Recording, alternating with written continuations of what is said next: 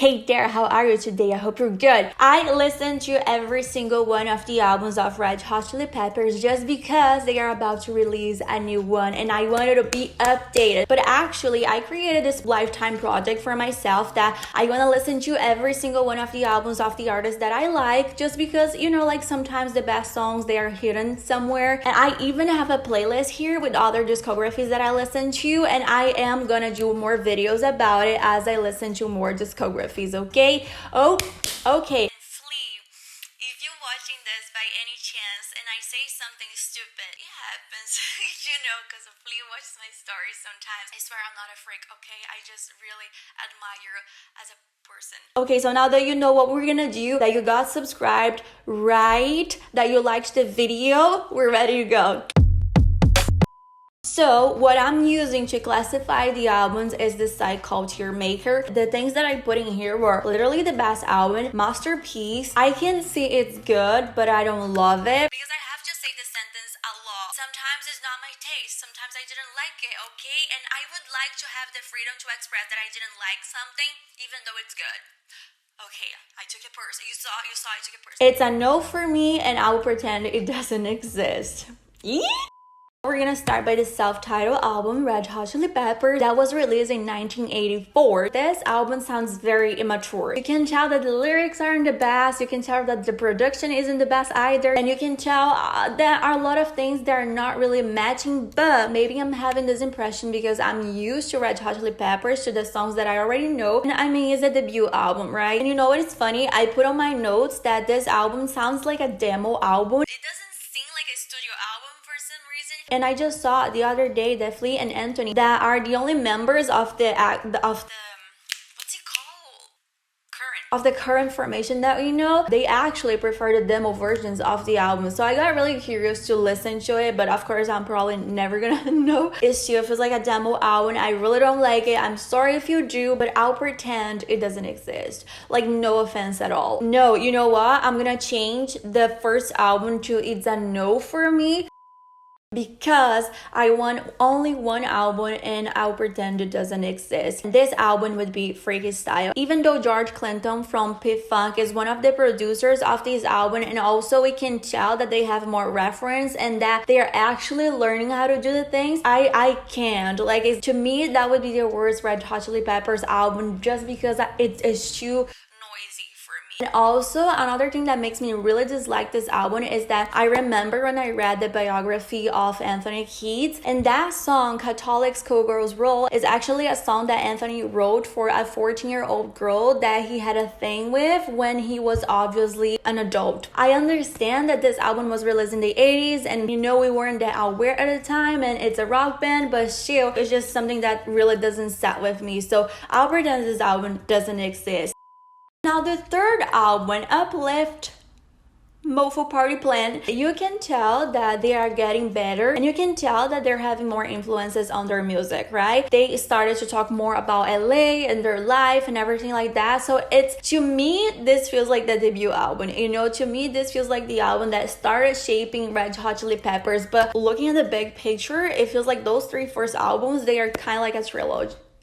I can tell it's different from the first two, but it still feels too noisy, but it's just that for my taste, I really didn't vibe with this album. It was good to listen, to know what it is, but overall I wouldn't listen to it again, so it's a no for me. Cover art as well, like, guys, don't you feel like they're part of the same thing? Like Now, Mother's Milk, I call this album the glow up of Red Hot Chili Peppers, because before that, you know what we had before that, right? and it's really interesting because even though nowadays Red Hot Chili Peppers is one of my favorite bands, it wasn't before. But I always thought that this was one of their best albums. The other thing that I realized that it doesn't make much sense, but it does. The cover art of this album, it's obviously better than the first three. So I'm like, okay, we're getting more professional here. And at the other point, calm down. And the other point that made me kind of realize that this album is the glow up of Red Hot Chili Peppers is the fact that when I read the biography of Anthony, they mentioned that the song Higher Ground is actually a cover of a Stevie Wonder song. It was when they started blowing up, you know, it's when people started listening to them. So now we have all of those informations, but the thing that I found out recently is that actually John Frusciante joined on this album right here. So definitely John Frusciante joining the band made something for that. You can clearly see that it's an album that's a way more creative, it's a way more dynamic, it's not as noisy as the first ones, and we have a bunch of hits here like Nobody Weird Like Me, Pretty Little Dirty, yes. It's a masterpiece, right? No, I should have put something else. I like some songs and I can see the importance of it, but to be honest, I just like a couple songs. Not a couple, but I mean like 4. I can see it's good, but I don't really love it. And I'm really fearing for my life right now for a lot of reasons, because first of all, almost everyone that I know, not almost everyone, but a lot of people that I know, they have this album as their favorite one. And also it's a 1991 album. I don't know what happened 30 years ago in 1991, but I feel like literally every music that came that year is good. Also, this album is low-key like it has the 90s sound that I like. So it's a classic. It's a really good one. We had like the actual first big hits of Red Hot Chili Peppers on this album, like Give It Away, Suck My Kiss, and Under the Bridge is one of the best songs that was ever made on this planet. when you live in LA and you listen to that thing, it hits different. And the concept is really nice. It's really a classic, but we have Rick Rubin on the production. If I'm not mistaken, this is the first album that he produced for Red Hot Chili Peppers, and they worked together for a long time. You know, I feel like the songs that are good are really good, and the songs that are not, it's not that they're not good, but maybe it's because the songs that are good, they are too good, and then they kind of shadow the other songs. I don't know. I just know that for my taste, it's not for me. So I definitely can see it's good, but I don't love it. Now I'm starting drama, right? Now I'm getting something. One Hot Minute. We need to talk. There are 3 albums on this list that I think that they deserved a way better, and One Hot Minute is one of them. For some reason, the people that I know and the articles that I read, nobody really likes this album. Like they like it, but they don't. This album was actually a mess, right? I can see that. Like Frusciante left because he couldn't handle the fame anymore. And it's not that he couldn't handle, it's that Red Hot Chili Peppers was getting too successful, and then he just wanted to live his life, and then Anthony was struggling with drugs. The album almost didn't happen. So I don't know, this album is chaotic and a lot of things happen, but my point of view here, see, that's why it's good to hang with people that thinks different. The people, it's me in this case. And on this album, I started to realize that every Red Hot Chili Peppers album kind of has a different influence. Some are more punk, some are more funkish, you know, like it happens. But this one would be like the psychedelic one. And you know what is interesting is that Dave Navarro was the guitarist for this album, and he has those psychedelic artists as his main influences. So like Jimi Hendrix, for example, is one of his main influences. So, and I really love psychedelic things. I said that in a few videos. I love psychedelic music, psychedelic art, psychedelic history. I just think it's really interesting, and this album has this vibe for me. So I really feel like it's a very, very cool and important album. And also on this album, we have the song Pete, and that's a song sang by Flea that is like my #1 artist ever. It's just a silly song, you know, and they still put it in such a deep, calm album. So like my friends, for example, masterpiece, Aeroplane is in this album, but still I put Dipkick as the best song because it is, okay? It's a very trippy song, and it's kind of like a journey, you know, a lot happened on that song, and I don't see a lot of people talking about that, so I really like it. And yes, I'm gonna put One Hot Minute as a masterpiece. Yes, I kind of rated One Hot Minute higher than Bloody Sugar Sex Magic. You wanna fight? No, please don't. I'm totally gonna lose if we fight. Californication,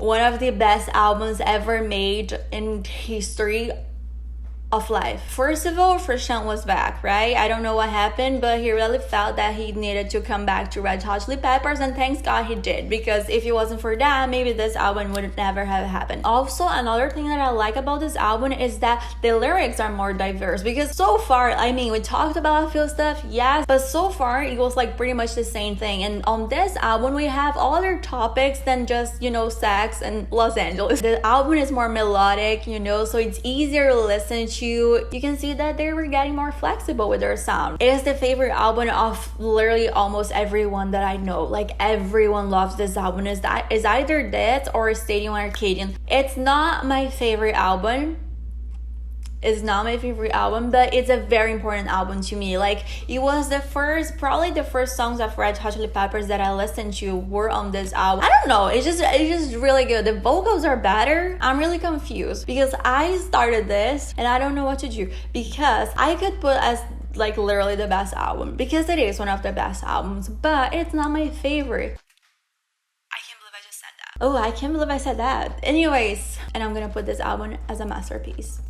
I'm ready for more drama if you are, because as we get closer to the most recent albums, I think it's obvious that they start getting better, right? Because then they got bigger, then they got more money, then they got better, you know, access to things. We had technology, right? So like they started on the 80s. And then if you compare an 80s album with that 2000s album, I mean, and also like the more you do something, like the tendency is that you get better, right? So that's kind of like what happened. So I feel like by 91, things get a little confused, you know, like this when the discussions start, like what's the best album, blah blah blah blah blah blah. Anyways, we're not here for that.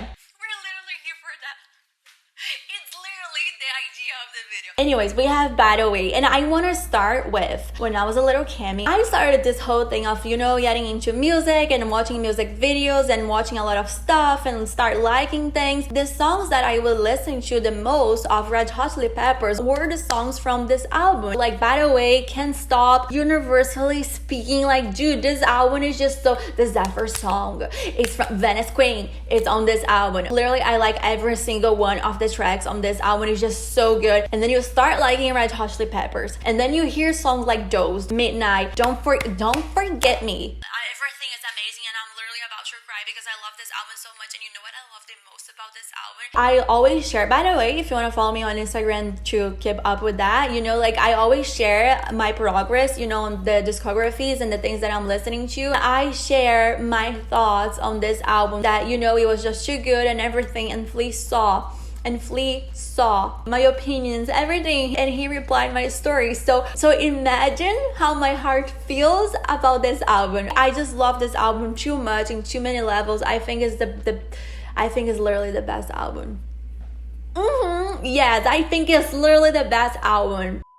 First thing that I want to share, because no one shared that with me. I just recently found out that actually Stadium Arcadium is 2 albums. We have side A and side B. You know what else no one ever told me that I'm telling you now is that the second part of Stadium Arcadium can be better than the first part, and the first part is a masterpiece. So you imagine what I'm talking about. It's the first Red Hot Chili Peppers album to get #1 in the US. It got like 5 Grammys and it was nominated for 7. It has 29 songs. All of the songs are good. Some people, if you put their whole discography together, they are not gonna have 29 good songs. So I don't know, I feel like this album has more guitars. I feel like it's low-key. The second part is more introspective. So of course we have a bunch of classics on this one, like Danny California, Snow, Hey Yo. All of the songs, like I said, they're really good, but I put the best one as Wet Sand. Probably one of their best songs like ever. If, for example, like the second part, I really liked it. Like it was beyond, it was something else.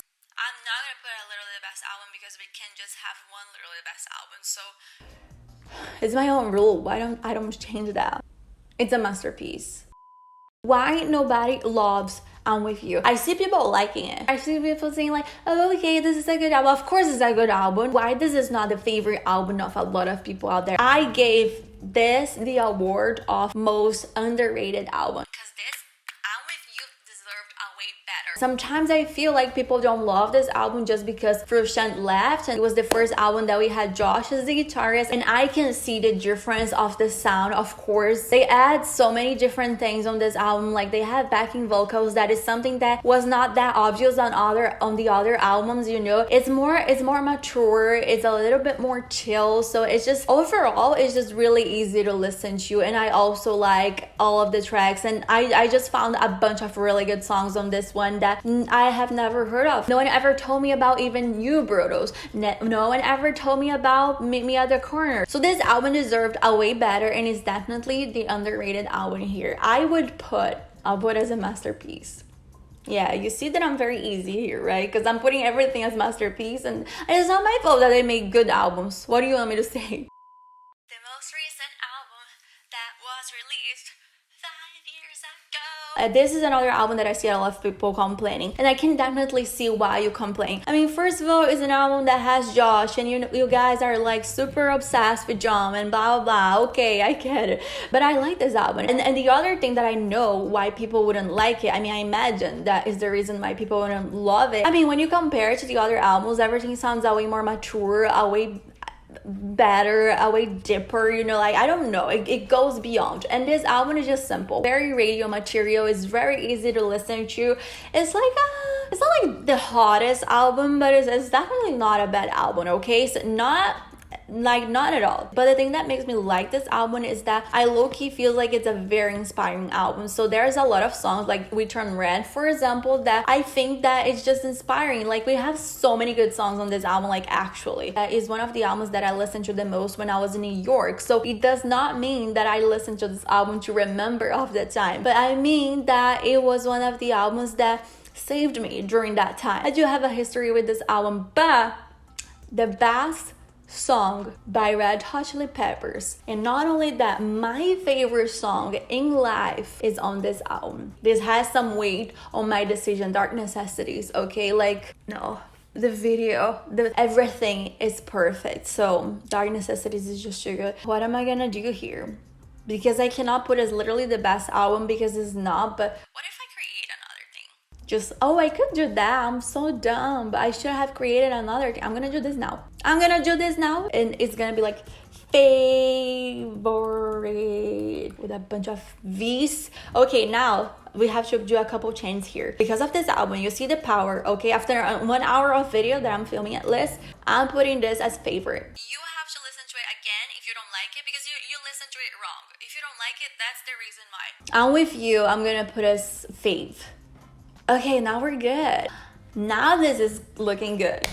We made it. Now it's just a matter of waiting for the next album of Red Hot Chili Peppers. It's happening.